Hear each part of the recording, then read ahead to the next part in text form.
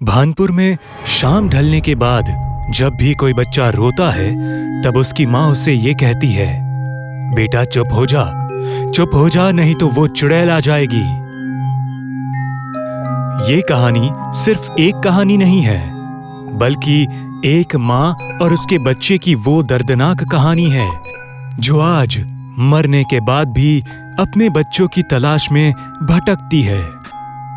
एक तो ऐसे ही जंगल से घिरा सन्नाटे से पसरा एक सुनसान गांव है। इस गांव का इतिहास बताता है कि किसी चुड़ैल ने गांव वालों के कारण अपने जुड़वा बच्चे खो दिए। मिथुन, तेरा बहुत भाव बढ़ रहा है। इतने सुंदर 2 जुड़वा बच्चे हुए हैं और अब तक दावत भी नहीं दी। अरे हाँ बाबा, दावत क्या, पूरा भंडारा करूंगा। लेकिन अभी तो बच्चे दुनिया में आए ही हैं। जरा सांस तो लेने दो। बहुत जल्द तुम सबको अपने घर दावत पर बुलाऊंगा। अरे मिथुन, ये सब ठीक है, लेकिन मेरे दोस्त एक बात का खास ख्याल रखना। चाहे कुछ भी हो जाए, अपने बच्चों को खुद से या अपनी पत्नी से दूर रखकर कभी मत सोना। तुझे इस गांव के उस चुड़ैल का किस्सा तो पता ही है ना। अखिल, तू भी ना हमेशा पनौती मारता रहता है। कभी तो शुभ बोल। और वैसे भी ये चुड़ैल वुड़ैल गांव वालों के दिमाग की बीमारी है। ऐसा कुछ भी नहीं होता। मिथुन अखिल की बात को एकदम से नकारता हुआ वहां से अपने घर चला जाता है। उस रात मिथुन अपनी पत्नी रूपा के साथ अपने बेडरूम में सो रहा था। वहीं उसके दोनों जुड़वा बच्चे बेबी बकेट में लिविंग रूम में थे। उस रात रूपा को पहले अपने बेडरूम में किसी अजनबी के होने का एहसास हुआ और फिर उसे अपने लिविंग रूम में कुछ अजीब सा होता हुआ महसूस हुआ, जैसे कुर्सियों का अपने आप खिसकना और रूम की लाइट्स ऑन ऑफ होना। उस रात को रूपा ने नजरअंदाज कर दिया। अगली सुबह जब उसने अपने बच्चों की पालकी में झांका तो उसकी एक तेज चीख निकली। हे भगवान, मेरे बच्चे कहाँ गए? रूपा की चीख सुनकर मिथुन समेत उसके पड़ोसी भी वहां पहुंचे। अरे रूपा, सुबह सुबह इतनी तेज क्यों चिल्लाई? मेरे बच्चे पालने में नहीं है। कोई मेरे बच्चों को ले आओ। न जाने किसकी दुश्मनी थी मेरे नन्हे मासूम से बच्चों के साथ। हे भगवान, मैं तो लुट गई। रूपा बहुत जोर जोर से रोने लगी। तभी वहां मौजूद पड़ोसियों ने अपनी राय देना शुरू कर दिया। ये कांड जरूर उस चुड़ैल का है। ये जरूर उसी ने किया है। तुम लोगों को जरा भी अकल नहीं है? इतने से छोटे से मासूम बच्चों को खुद से अलग नहीं रखा करते। उस चुड़ैल को मौका मिल गया अपना शिकार करने का। ले गई बच्चे को। आप चुप रहेंगी तो ज्यादा अच्छा होगा। मैं अभी कह रहा हूँ, ये चुड़ैल का काम नहीं है। जरूर किसी गांव वाले ने ही किसी दुश्मनी के चलते मेरा बच्चा अगवा किया है। अरे नहीं मिथुन, तुम समझ नहीं रहे हो। ये काम गांव वालों का हो ही नहीं सकता। वैसे भी ये कोई पहली बार नहीं हुआ है गांव में से कोई बच्चा गायब हुआ हो। हे भगवान, मैं तो लुट गई, मैं बर्बाद हो गई। मेरे बच्चे, वो कल मुही न जाने मेरे बच्चों के साथ क्या करेगी। कोई मेरे बच्चे मुझे वापस ला दो। रूपा और मिथुन दोनों अपने कल के हुए जुड़वा बच्चों के खो जाने के गम से पूरी तरह हताश थे। उन दोनों को बिल्कुल समझ नहीं आ रहा था कि उनका बच्चा उन्हें दोबारा वापस मिलेगा या शायद मिलेगा ही नहीं। रूपा और मिथुन को गांव वाले एक तांत्रिक के पास जाने की सलाह देते हैं। बताते हैं कि उस तांत्रिक के पास बहुत सी काली शक्तियां हैं, जिसके जरिए वो इस बात का दावा कर सकता है कि खोया हुआ बच्चा इस वक्त किस हालत में है। ठीक उसी शाम वो दोनों गांव से सटे एक जंगल में तप कर रहे एक तांत्रिक के पास पहुंचते हैं और उनके साथ हुआ हादसा पूरे विस्तार में बताते हैं। तुम लोग परेशान मत हो, बस तुम लोगों को जैसा कहता हूं वैसा करते जाओ। तांत्रिक उन दोनों के हाथ में खोपड़ी देता है और उन्हें 10 मीटर की दूरी में दक्षिण दिशा में बैठकर आंख बंद करने को कहता है। वो दोनों तांत्रिक के कहे मुताबिक बिल्कुल वैसा ही करते हैं। रूपा, तुम्हें जब अपनी गोद भारी लगने लगे तो तुरंत अपने हाथ में रखे उस खोपड़ी को फेंक देना। और मिथुन, तुम्हें तब तक अपनी आंखें नहीं खोलनी है जब तक कि तुमसे कहा न जाए। रूपा अपनी आंखें बंद किए हुए चुपचाप बैठी थी। वहां तांत्रिक लगातार अपने मंत्रों का उच्चारण कर रहा था कि तभी रूपा को एहसास होने लगता है जैसे कि उसकी गोद में वजन पड़ रहा हो। रूपा तुरंत से उस खोपड़ी को जमीन पर फेंक देती है और अपनी आंख खोलती है। उसे अपनी गोद खाली दिखती है। वो तुरंत उस तांत्रिक की तरफ देखती है। उसके तो होश उड़ जाते हैं। रूपा देखती है वो तांत्रिक और मिथुन एक दूसरे के आमने सामने बैठे हैं, जहां मिथुन जोर जोर से हिल रहा है और वो तांत्रिक मिथुन के माथे पर खून का तिलक लगा रहा है। रूपा तांत्रिक से पूछती है कि ये सब क्या चल रहा है। तांत्रिक उसे चुप रहने का इशारा करता है और शांति से बैठे रहने को कहता है। तभी अचानक मिथुन के अंदर कोई औरत की आत्मा आ जाती है और फिर मिथुन बोलना शुरू करता है। ये जुड़वा बच्चे मेरे हैं। ये वही बच्चे हैं जिन्हें मैं सालों से इस गांव में ढूंढ रही थी। लेकिन तो इतना यकीन के साथ ये कैसे कह सकती है कि ये तेरे ही बच्चे हैं, जबकि गांव के अनेकों बच्चों को तूने अगवा करके मार दिया है। हाँ, ये सच है। मैं बच्चों को अगवा करती हूँ ताकि मैं परख सकूं कि क्या वो मेरी औलादे हैं, और जब मुझे पता चलता है कि वो मेरी औलादे नहीं हैं, तब मैं क्रोध में आकर उन्हें मार देती हूँ। लेकिन इस बार ये मेरी ही औलादे हैं और मैं इन्हें मारूंगी नहीं, बल्कि इन्हें अपने साथ लेकर इस गांव से दूर चली जाऊंगी। तुझे कैसे पता चला कि ये तेरे ही बच्चे हैं? इनका पुनर्जन्म हुआ है। अब इनके मिलने के बाद तू गांव छोड़कर क्यों चली जाएगी? मेरे जुड़वा बच्चों के गुमशुदा होने के बाद मैं पागल सी हो गई थी। मैंने गांव वालों से बदला लेने की ठानी। इसी बीच घोर तप से मुझे ये वरदान मिला कि मेरे बच्चों का जब भी पुनर्जन्म होगा उनके खून काले होंगे और ये एक संकेत होगा कि वो मेरी ही संतानें हैं। लेकिन इसकी शर्त ये थी कि मैं उन बच्चों को उनके जन्मदिन के 2 साल के होने तक ही छू सकती हूँ। इसके बाद मेरा उन पर कोई वश नहीं होगा।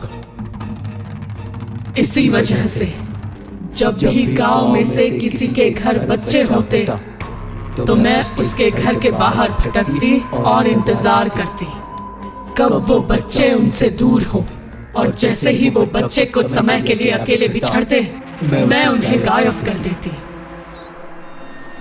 अब जब मुझे मेरे दोनों जुड़वा बच्चे मिल गए हैं तो अब मेरे जाने का समय हो गया है। वरदान के मुताबिक मैं इस गांव में तब तक ही रह सकती थी जब तक मेरे बच्चे मुझे नहीं मिल जाते।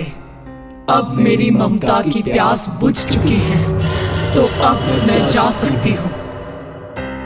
इतना कहते ही मिथुन के अंदर से एक तेज हवा बाहर की तरफ निकलती है और मिथुन बेहोश होकर जमीन पर गिर जाता है।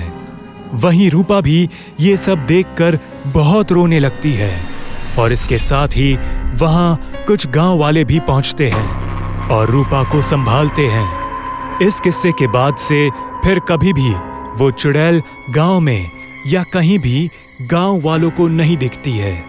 शायद उसे उसकी संतानें मिल गई हैं। इस वजह से उसकी ममता और उसका गुस्सा दोनों ठंडा हो गया है। लेकिन आज भी जब उस गांव में बच्चा रोता है तो उसकी माँ यही कहती है, चुप हो जा, चुप हो जा वरना वो आ जाएगी। रात के लगभग 1 बजे गांव के बाहर एक पुराने खंडर से मंत्र पढ़ने की आवाजें आ रही होती है। ओम त्र्यंबकम यजमहि और एक तांत्रिक अग्नि प्रज्वलित करते हैं। ओम त्र्यंबकम तांत्रिक यजमहि बिना रुके मंत्र पढ़े ही जा रहे हैं। ओम त्र्यंबकम यजमहि सुगंधित पुष्टिवर्धनम।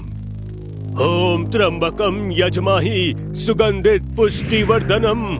हे चुड़ैल, मुझे पता है तू यहीं कहीं है। मुझे तेरे होने का आभास हो रहा है। छुपने का कोई फायदा नहीं होगा। मेरे सामने आ, वरना तेरे साथ अच्छा नहीं होगा। ले, आ गई मैं। चला जा यहाँ से। चुपचाप यहाँ सामने बैठ जा। मैं नहीं बैठूंगी। तुझे जो करना है कर।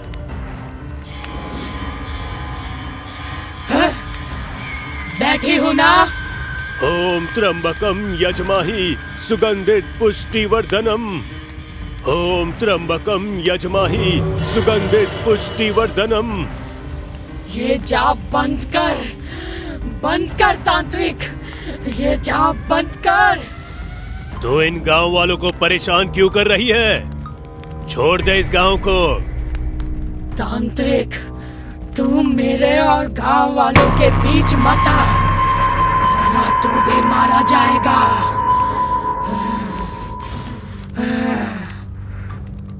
ओम त्र्यंबकम यजमहि सुगंधित पुष्टिवर्धनम।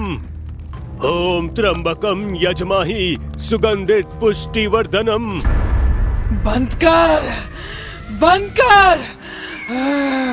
चुड़ैल अपनी शक्ति से तांत्रिक को यहाँ वहाँ पटक रही थी। तांत्रिक मंत्रों का जाप और जोर जोर से करने लगे। चुड़ैल अपने हाथ पैर पटकने लगी और सिंदूर को हवा में उड़ाने लगी। महाकाली के आदेश से मैं तुझे वश में करता हूँ। ये तूने अच्छा नहीं किया तांत्रिक। अब से तू मेरे वश में रहेगी। मैं इस गांव को श्राप देती हूँ। मैं वापस आऊंगी दुल्हन बनकर और इस गांव को बर्बाद कर दूंगी। कोई नहीं बचेगा, कोई भी नहीं बचेगा।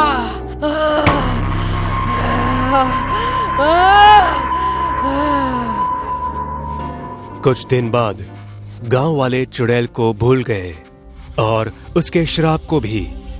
जय नाम का एक युवक अपनी पढ़ाई पूरी करके 6 साल बाद गांव वापस आ रहा था।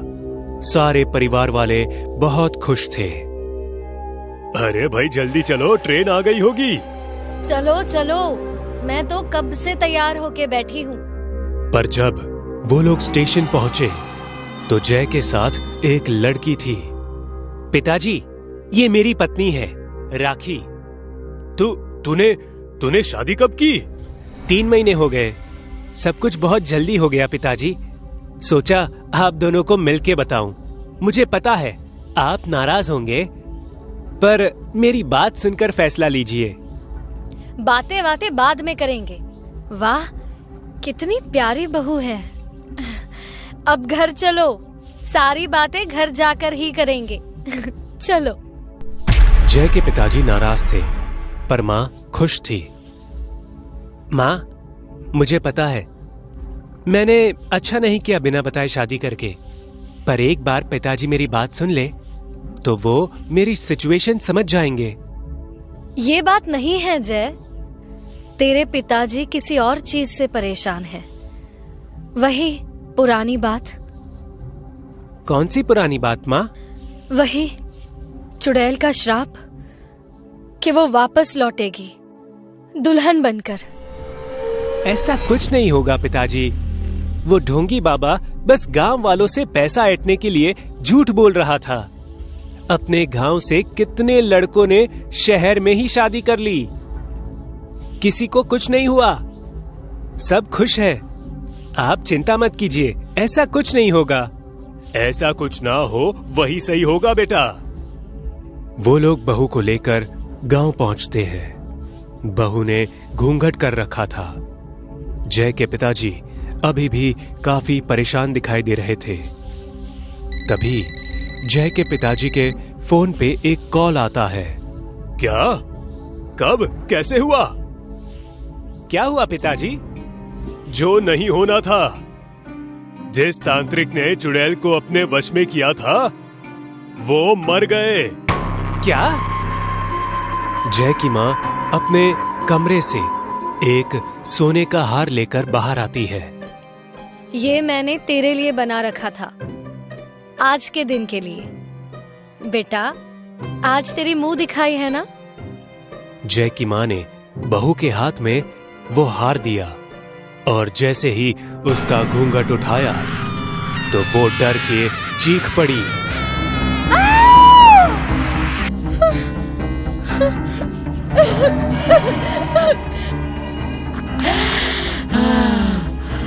मैं आ गई।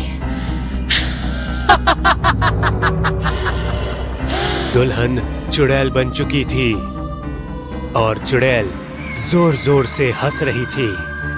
जय की माँ चुड़ैल को देख के रूम के बाहर भागने की कोशिश करती है।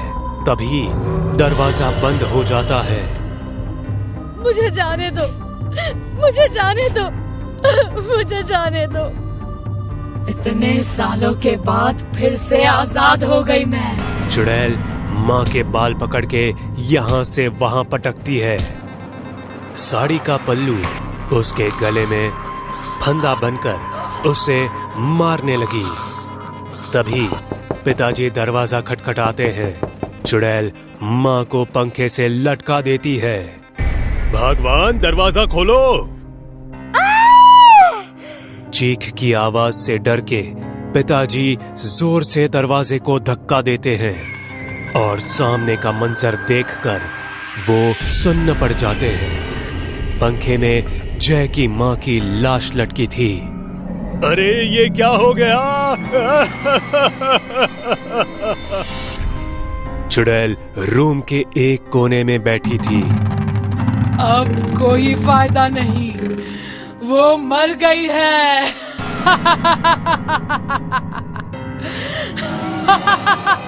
पिताजी यह वहां भागने लगते हैं। जय का नाम पुकारते हुए चुड़ैल भी उसके पीछे भागती है। जय, जय।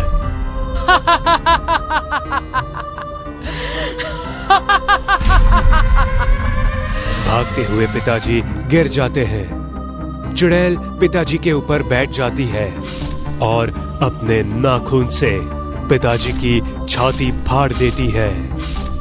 पिताजी जोर से चीखते हैं।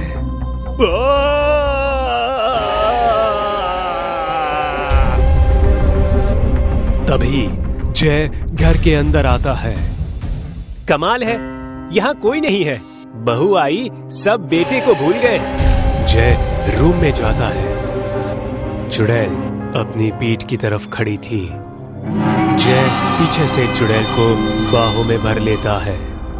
राखी, कैसा लगा हमारा घर और मेरे माँ पिताजी? बोलो। जय आईने में देखता है तो उसे चुड़ैल दिखाई देती है। जय डर से यहाँ वहां देखने लगता है। उसे माँ और पिताजी की लाश दिखाई देती है।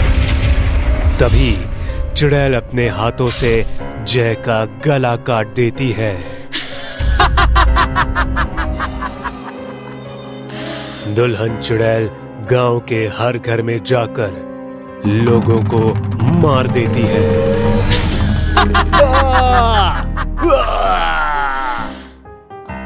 सारे गांव वाले मारे गए। गांव फना हो गया। मैंने कहा था मैं वापस आऊंगी दुल्हन बनकर। अब कोई निकाल के दिखाओ मुझे इस गांव से।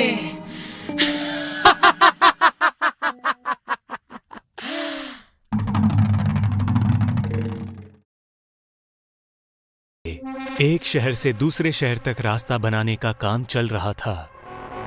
वो रास्ता एक छोटे से गांव से होकर गुजरने वाला था और इसीलिए सरकारी अधिकारियों को उस गांव के मुर्दा घर की जमीन चाहिए थी। उस सिलसिले में गांव के पंचायत ऑफिस में एक मीटिंग होने वाली थी जिसमें गांव के मुखिया और सरकारी अधिकारी आने वाले थे। मुखिया तो पंचायत ऑफिस में जल्दी ही पहुंच गए थे, पर सरकारी अधिकारी अभी नहीं आए थे। थोड़ी ही देर में अधिकारी भी वहां आ गए। आइए आइए, हमारे गांव में आपका स्वागत है सर जी। धन्यवाद मुखिया जी। आइए बैठिए, कहिए क्या काम कर सकता हूं मैं आपके लिए। देखिए मुखिया जी, आपको तो पता है कि आपके गांव में जो मुर्दा घर है उसकी जमीन सरकार को रास्ता बनाने के लिए चाहिए। उस रास्ते का फायदा आप गांव वालों को ही होने वाला है और जैसा भी है, पर आखिर में सरकारी काम है, इसलिए मैं चाहता हूं कि आप इसमें कुछ बाधा ना डालें। यही आपके लिए और इस गांव के लिए बेहतर होगा। अरे हम क्यों बाधा डालने लगे सर जी? बस विधायक जी से कहकर हमारे लड़के का काम करवा दीजिए। जी, वो टेंडर का काम? हाँ, बिल्कुल सही पकड़ा आपने। बस वो टेंडर दिलवा दीजिए। मैं इन गांव वालों को समझा दूंगा कि मरे हुए लोगों को कहीं और दफन कर दे।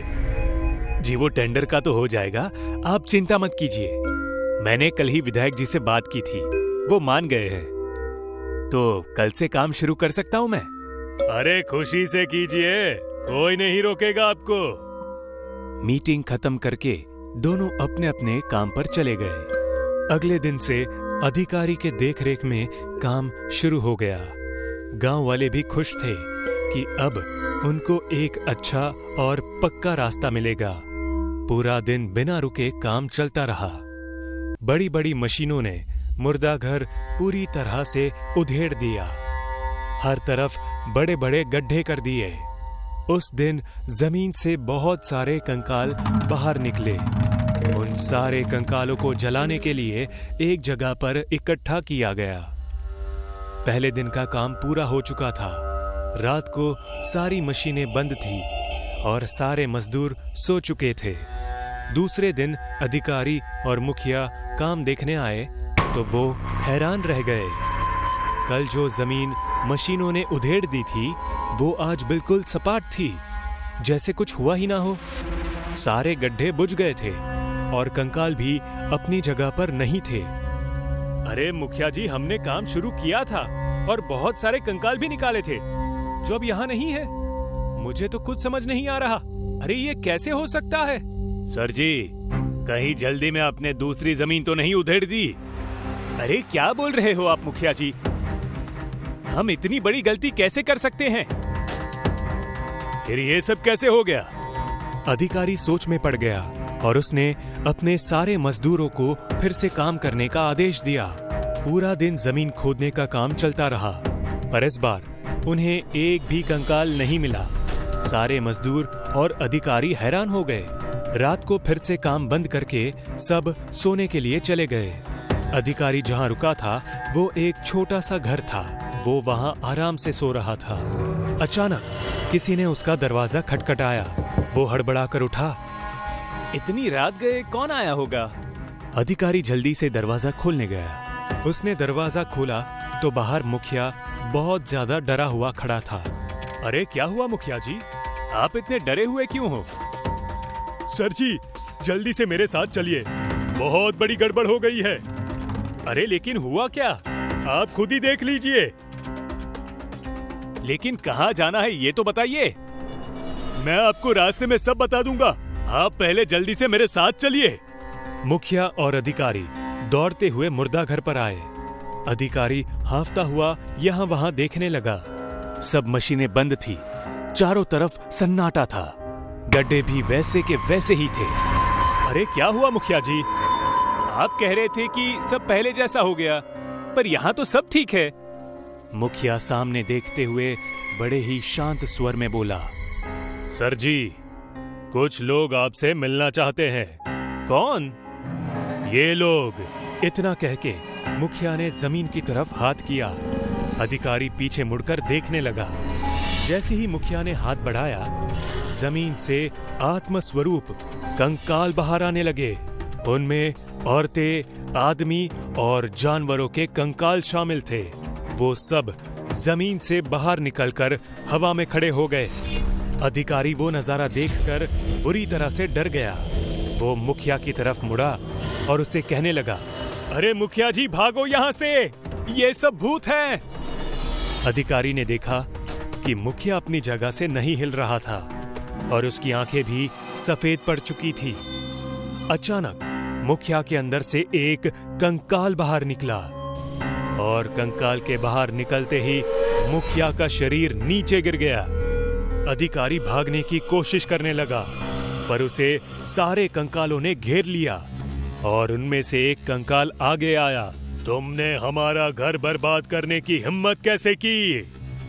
मरने के बाद भी तुम सरकारी लोग हमें चैन से जीने नहीं देते।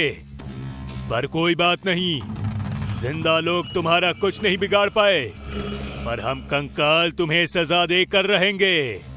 अब तुम्हें और इस मुखिया को हम नहीं छोड़ेंगे। मुखिया को धीरे धीरे होश आने लगा। उसने आंखें खोलकर देखा तो वो कंकालों से घिरा हुआ था। डर के मारे उसका शरीर कांपने लगा। सर जी, ये सब क्या है? हम यहाँ क्यों आए हैं और मैं यहाँ कैसे आ गया? मैं तो अपने घर में आराम से सो रहा था। हम सब इस मुर्दा घर के कंकाल हैं, जिनका घर तुमने तबाह किया। अब हम इसका बदला तुमसे जरूर लेंगे, वो भी हमारे तरीके से। मैंने कुछ नहीं किया, ये सब इनकी गलती है, मुझे जाने दो। उनकी आवाज सुनकर सारे कंकाल अपने दांत बजाने लगे। दांतों की आवाज सुनकर मिट्टी का ढेर अपने आप थरथराकर गड्ढे में गिरने लगा और गड्ढे का बुझना शुरू हुआ। जैसे जैसे गड्ढे बुझते गए, मुखिया और अधिकारी की आवाजें शांत होती गई। थोड़ी ही देर में मुर्दा घर के सारे गड्ढे भर गए और अधिकारी और मुखिया हमेशा के लिए जमीन में जिंदा दफन हो गए। गड्ढों के बुझते ही सारे कंकाल चुप हो गए और धीरे धीरे जमीन के अंदर जाने लगे। उसी के साथ पास में खड़ी हुई गड्ढा बनाने की मशीन भी जमीन में धंसने लगी।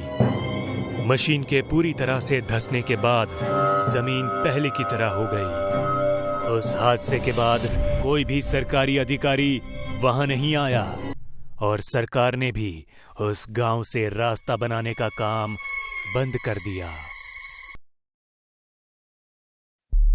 गुरु, अब हमें अमीर बनने से कोई नहीं रोक सकता। बस हमें अब राजा मान सिंह के वंश को ढूंढना है। ऐसा बोलकर मनोज और रघु वहाँ से वृद्ध आश्रम की ओर निकल गए। उन्होंने अपना काम खत्म किया और शाम को वापस घर को निकले। मनोज, पर तेरे सपने से हमें राजा के वंश का पता कैसे चलेगा?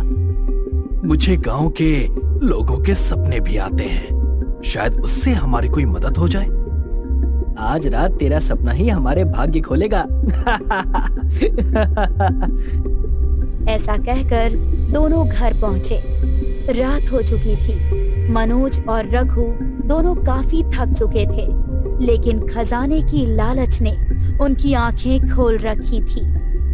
मुझे नींद नहीं आ रही है भाई। एक काम कर, ये नींद की गोली खा और सो जा। ठीक है। मनोज ने नींद की गोली खाई और उसको नींद आ गई। मनोज एक लंबे रास्ते पर चल रहा था। रास्ते के आसपास हीरे, मोती और सोना बिछा हुआ था। रास्ते के अंत में एक छोटी सी झोपड़ी थी। इतना सारा सोना, और उस झोपड़ी में कौन होगा? चलो देखता हूँ। मनोज ने जैसे ही झोपड़ी का दरवाजा खोला तो उसके अंदर एक काफी गरीब सा दिखने वाला आदमी था। बड़ी दाढ़ी, फटे पुराने कपड़े और हर जगह बिखरी हुई दारू। अरे भैया, कौन हो तुम? मैं राजा हूँ मूर्ख, इस राज्य का राजा। मदिरा लाओ मेरे लिए दास, जाओ। मैं। अचानक से जमीन हिलने लगी और मनोज घबरा गया। ये क्या हो रहा है? बचाओ, बचाओ! वो झोपड़ी गिरने लगी और उसकी पूरी छत मनोज पर आ गिरी।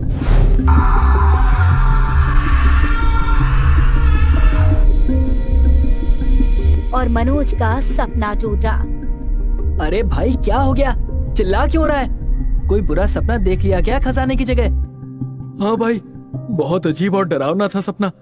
एक बूढ़े आदमी और उस झोपड़ी का। कहीं वही तो वारिस नहीं है? अरे हाँ, हो सकता है। लेकिन इस झोपड़ी का पता कैसे लगाएंगे? मुझे याद है, उस रास्ते के बगल में एक बड़ा कृष्ण जी का मंदिर था। ऐसा मंदिर तो बस भानगढ़ के पास पिंडारा गांव में है। दोनों पिंडारा गांव की ओर निकल गए। भाई, मुझे ऐसा क्यों लग रहा है कि यहाँ मैं पहले आ चुका हूँ। लगता है सफर की थकान तेरे सर पर चढ़ गई है। थोड़ा आगे चलकर दोनों को एक बड़ा सा मंदिर दिखा। यही है वो मंदिर। वो रास्ता भी यहीं कहीं होगा। उस मंदिर के पास पहुंचते ही मनोज को वो रास्ता दिखा। ये तो वही रास्ता है जो मैंने सपने में देखा था। और वो रही झोपड़ी। दोनों उस झोपड़ी के बाहर जा पहुंचे। मनोज ने झोपड़ी का दरवाजा खोला। दरवाजा खोलते ही उसे वही आदमी नजर आया जो सपने में था। रघु, ये तो वही सपने वाला आदमी है। अरे पागल, डर मत। ये कोई नशेड़ी इंसान है, भानगढ़ का रक्षक नहीं। ओ बेवकूफ दास, तू जिस भानगढ़ की बात कर रहा है वो मेरे बाप दादा की जायदाद है और मैं उसका वारिस प्रताप सिंह। है? इस गुस्ताखी के लिए मैं तुम्हारा सर धड़ से अलग करवा दूंगा। अरे ये नशे में है भाई, तू चुप करना, मैं संभालता हूँ इसे। गुस्ताखी माफ महाराज, इसकी बात का बुरा मत मानिए। हम आपके फायदे का प्रस्ताव लेकर आए हैं। बताओ फिर, क्या है प्रस्ताव? महाराज, आपका सारा खजाना भानगढ़ के पुराने किले में बंद है। उसे बस आप ही ला सकते हैं। मेरा खजाना? वो मैं खुद ला सकता हूँ? जी महाराज, लेकिन इतना सारा खजाना आप अकेले कैसे लाएंगे? इसीलिए उसमें हम आपकी मदद करेंगे। बदले में आप बस हमें एक छोटा हिस्सा दे दीजिएगा। ठीक है, हमें मंजूर है। ये कहकर तीनों वहाँ से भानगढ़ की तरफ निकल गए। नशे में धुत प्रताप आगे आगे चल रहा था और ये दोनों उसके पीछे। अबे ये क्या बोल रहा है तू उससे? हमें तो सारा खजाना चाहिए था ना। जैसे ही हमें इसकी मदद से सारा खजाना मिल जाएगा, हम इस गधे को मार देंगे। चलते चलते वो लोग भानगढ़ पहुँचे। वहाँ उन्हें दिखा भानगढ़ का डरावना दिखने वाला किला। ये रहा किला, इसके अंदर ही होगा खजाना। लेकिन इसके अंदर जाएंगे कैसे? इसका द्वार तो बंद है। मूर्ख दास, हर किले का एक खुफिया रास्ता होता है, इसका भी है। हाँ, चलो ढूंढते हैं। उन्हें थोड़ा समय ढूंढने के बाद एक खुफिया सुरंग दिखाई दी जो सीधा किले के अंदर जाती थी। ये रही सुरंग। तीनों उस अंधेरी गुफा के अंदर बढ़े। रघु ने पास में पड़ी मशाल जलाई। ये देखते ही मनोज बोला, मैंने ऐसा ही सपना देखा था। उसमें एक बचाओ।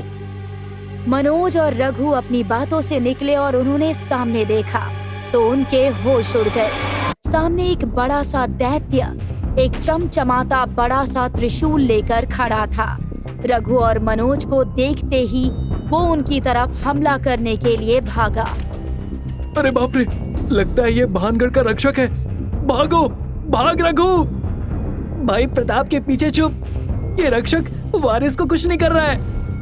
नशे में खड़े प्रताप को ये सब एक सपना सा लग रहा था।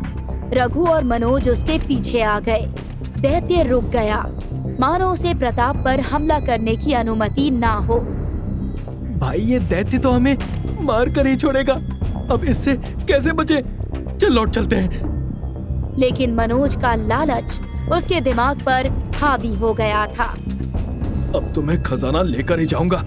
इससे पहले कि ये रक्षक हमें मार दे, हमें इसे मारना होगा। तू पागल हो गया है क्या? हम इसे कैसे मार सकते हैं? इसी के शस्त्र से, इसी के त्रिशूल से। लेकिन कैसे? दैत्य ने अपना त्रिशूल मनोज पर फेंका। मनोज फुर्ती से उस त्रिशूल से बच गया और वो त्रिशूल गुफा की दीवार पर जा लगा। त्रिशूल! रघु जैसे ही उस त्रिशूल को लेकर आगे भागा, वो दैत्य कूदकर उसके सामने आ गया। रघु नहीं! दैत्य ने रघु को गर्दन से उठा लिया। मनोज,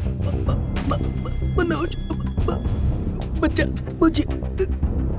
दैत्य अपने धारदार नाखून रघु के पेट में घुसाने ही वाला था कि अचानक मनोज ने पीछे से दैत्य के पेट में त्रिशूल घुसा दिया था।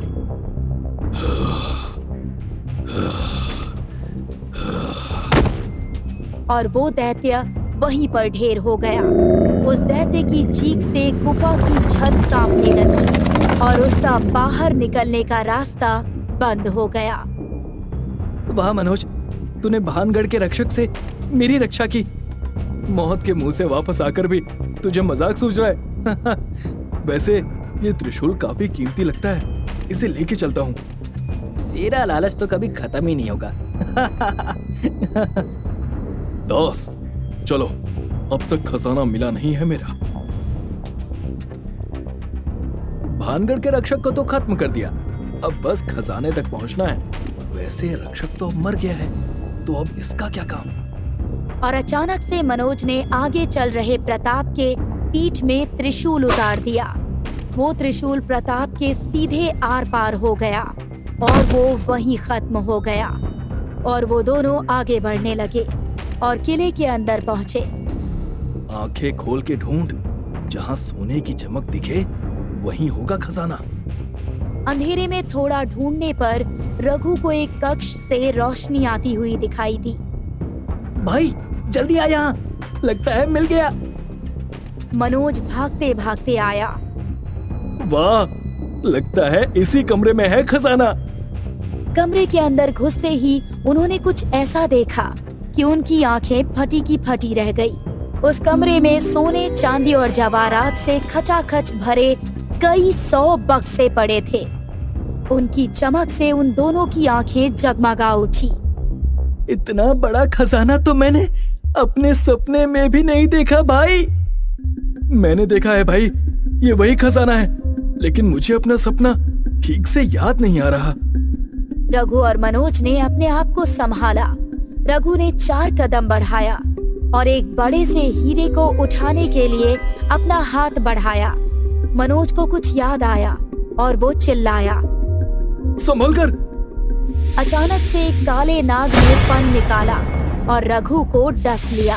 रघु दर्द से चीखने लगा। बचाओ! बचाओ! बचाओ! रघु दर्द से चीखकर नीचे गिर पड़ा।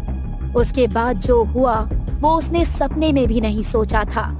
वो नाग अपना रूप बदलकर एक इंसानी दानव बन गया। रघु! कौन हो तुम?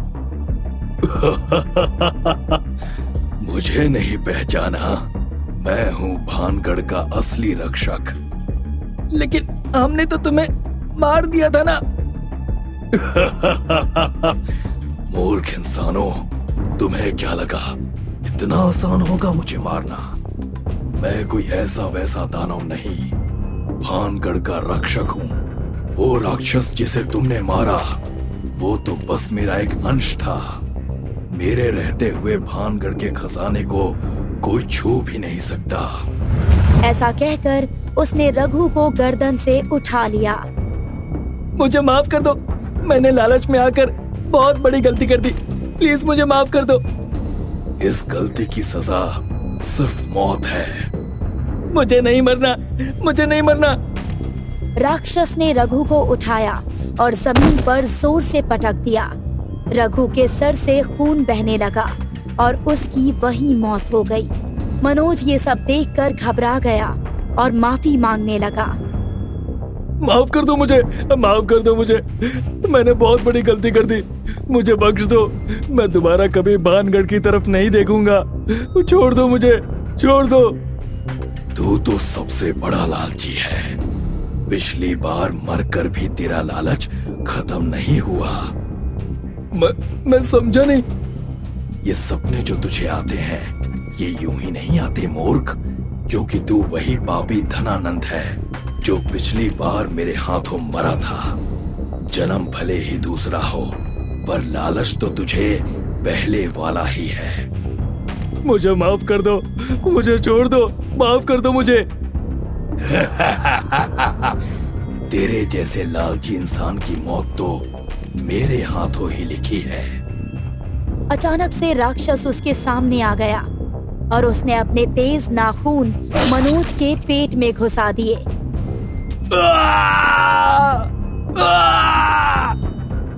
मनोज की अतड़ियां बाहर आ गई थी। तूने कहा था ना कि तू कभी भानगढ़ की तरफ मुड़कर नहीं देखेगा। तेरी ये इच्छा भी मैं पूरी कर देता हूँ। ऐसा बोलकर उसने मनोज का सिर पकड़ा और मनोज की वही मौत हो गई। भानगढ़ के खजाने को मेरे रहते कोई नहीं लूट सकता, ना ये दोनों और ना ही तुम। अगर किसी ने भानगढ़ के खजाने की तरफ आने की हिम्मत भी की तो वो कभी वापस नहीं जा पाएगा।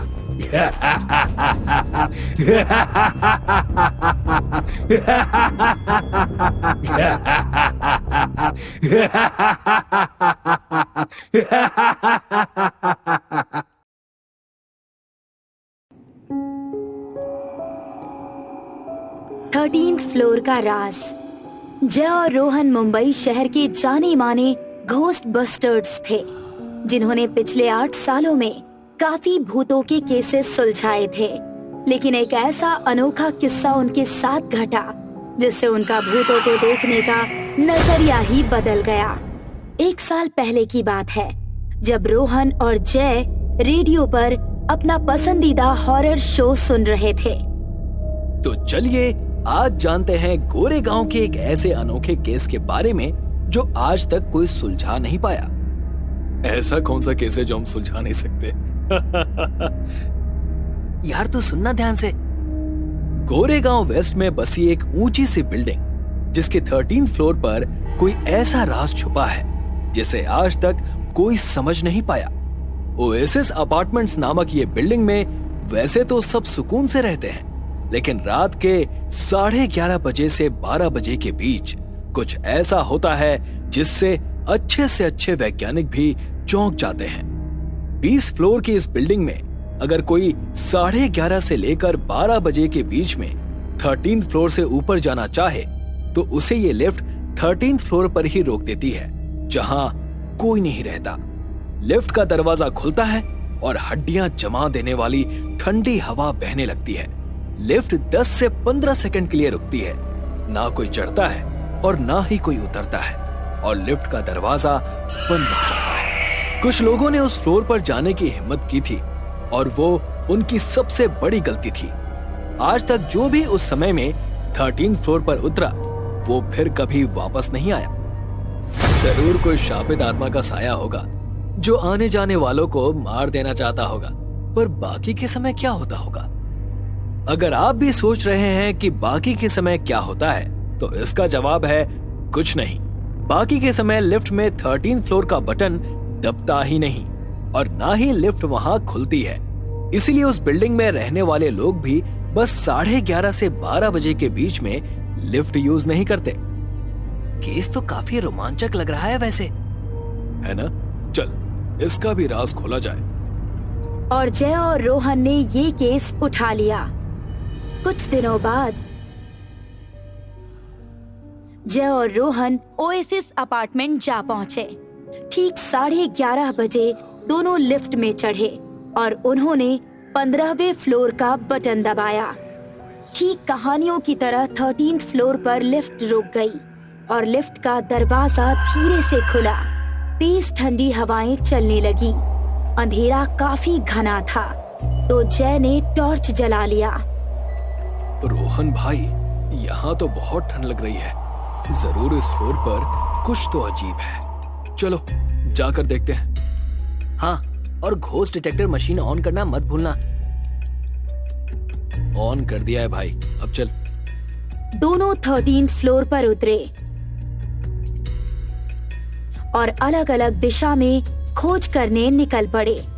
फ्लोर काफी बड़ा था और अंधेरा बहुत ज्यादा। दोनों को ऐसा कुछ खास दिखाई नहीं दे रहा था, लेकिन अचानक आत्मा! मेरा शक सही था, यहाँ कोई आत्मा तो पक्का है। थोड़ी और खोज करनी पड़ेगी ताकि उसके बारे में कुछ पता चल सके। भाई ये देख! रोहन ने कुछ ऐसा नजारा देखा कि उसे अपनी आंखों पर विश्वास ही नहीं हुआ।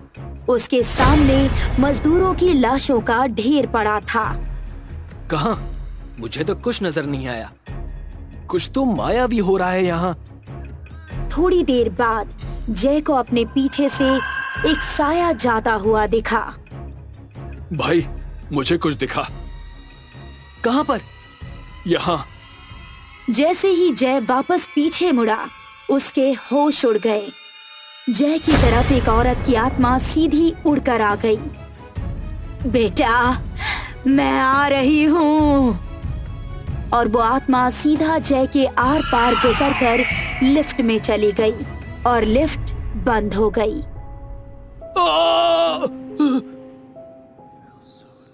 भाई तू ठीक तो है ना? हाँ भाई, पर काफी भयानक सा एहसास था। चल भाई, अभी 12 भी बजने वाले हैं। हम अब घर चलते हैं। दोनों घर लौट गए। दूसरी सुबह दोनों ने पिछली रात के बारे में सोचा। भाई भले ही काफी डरावना अनुभव था, लेकिन हम हार मानने वालों में से तो नहीं हैं।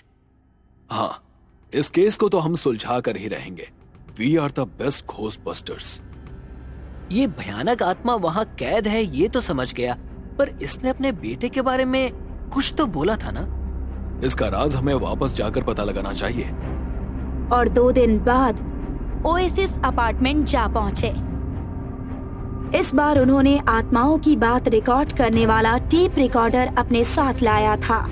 13th फ्लोर पर जाते ही दोनों ने उस आत्मा से संपर्क करना शुरू किया। हम जानते हैं तुम यहाँ कैद हो। हम तुम्हें नुकसान पहुँचाने नहीं आए हैं। हमें बताओ कि क्या चाहती हो।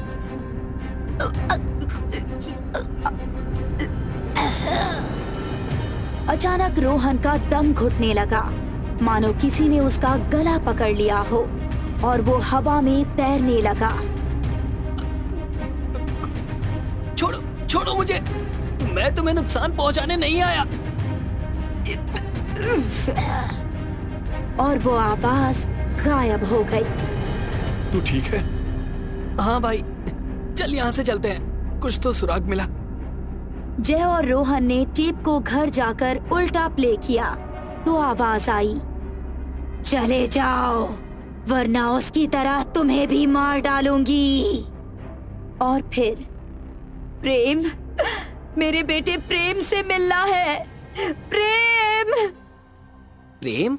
जरूर इस बिल्डिंग का कोई गहरा राज है जो अब दब चुका है। इस पर हमें रिसर्च करनी होगी। रिसर्च करने पर दोनों को पता चला कि ठीक 30 साल पहले जब ये बिल्डिंग बन रही थी, प्रेरणा रस्तोगी नाम की एक औरत की इस बिल्डिंग की लिफ्ट में ही मौत हो गई थी। कुछ खराबी की वजह से लिफ्ट 13th फ्लोर पर अटक गई थी और प्रेरणा की दम घुटने की वजह से मौत हो गई। बिल्डिंग का नाम बचाने के लिए बिल्डर्स और दूसरे अधिकारियों ने इस केस को दबा दिया था। प्रेरणा की लाश को मजदूरों ने इसी बिल्डिंग के बेसमेंट में दफना दिया। प्रेरणा का एक बेटा भी था जो तब 5 साल का था। क्योंकि ये आत्मा अंत में अपने बेटे से मिल नहीं पाई, इसीलिए इसे मुक्ति नहीं मिली और ये वहीं उस बिल्डिंग में कैद हो गई। तो अगर हम इसे इसके बेटे से मिला दें तो शायद इसे मुक्ति मिल जाए। चलो इसके बेटे को ढूंढते हैं। काफी मशक्कत के बाद उन्हें प्रेम का पता मिला जो अब 35 साल का हो चुका था।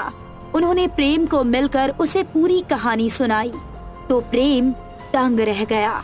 उसे लगता था कि उसकी माँ उसे छोड़कर कहीं भाग गई थी। तुम्हारी मम्मी अभी भी तुम्हारा इंतजार कर रही है प्रेम। चलो उनसे मिलने चलो। उसी रात तीनों ओएसिस अपार्टमेंट जा पहुँचे। इस बार 13th फ्लोर का बटन दबा भी और लिफ्ट 13th फ्लोर पर जाकर रुकी भी। शरीर जमा देने वाली ठंडी हवाएं चल रही थी। वो तीनों 13th फ्लोर पर उतरे। तुम यहीं रुको प्रेम, हम दोनों तुम्हें बुलाएंगे, तब आ जाना।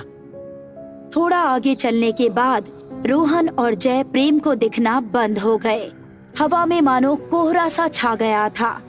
आगे जाते ही जय की गर्दन किसी आत्मा ने पकड़ ली और उसे नीचे पटक दिया।